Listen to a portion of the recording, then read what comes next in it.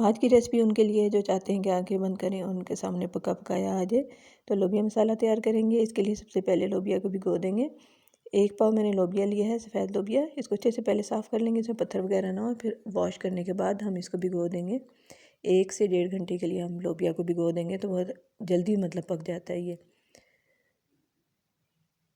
इतनी देर में हम अपने मसाले कलेक्ट कर लेते हैं। इसमें 1 प्याज स्लाइस करके शामिल कर दिया है, 4 जवे लहसुन के, 2 इंच का टुकड़ा अदरक का, आधा कप दही, 1 टीस्पून इसमें ज़ीरा है, 8-10 काली मिर्चें, 3 लौंग।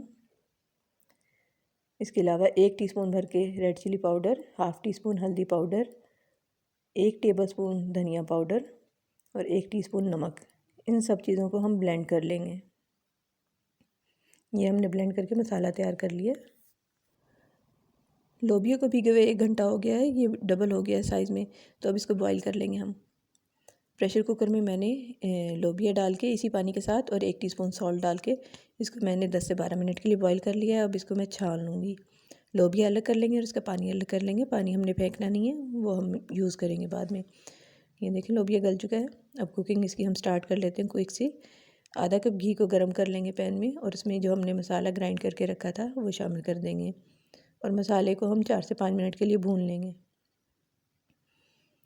जैसे ही मसाला भुन जाए यानी दानेदार हो जाए और घी इसका साइड पे नज़र आने लगे, मसाले का कलर भी चेंज हो जाएगा, इसका मतलब है कि ये रेडी हो गया है।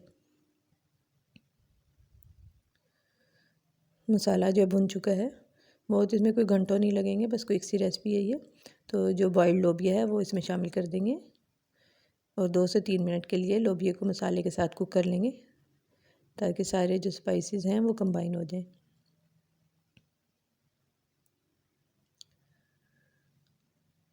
2 से 3 मिनट हो गए हमें लोबिया को पकाते हुए। ये देखें सारा कुछ अच्छा से कंबाइन हो गया है। अब जो पानी लोबिया बॉईल करते हुए बचा था वो हम इसमें शामिल कर देंगे।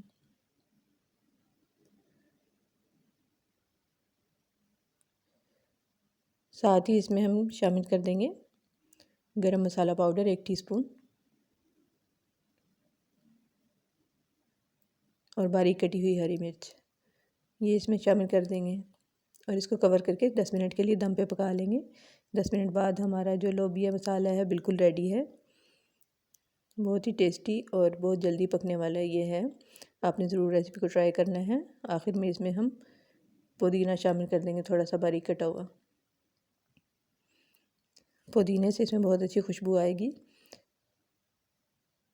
तो अब मैं आपको दिखा देती हूँ इसकी फ़ाइनल लुक। आई होप कि आपको रेसिपी अच्छी लगी होगी। अच्छी लगी हो तो लाइक शेयर कर दें। Thanks for watching.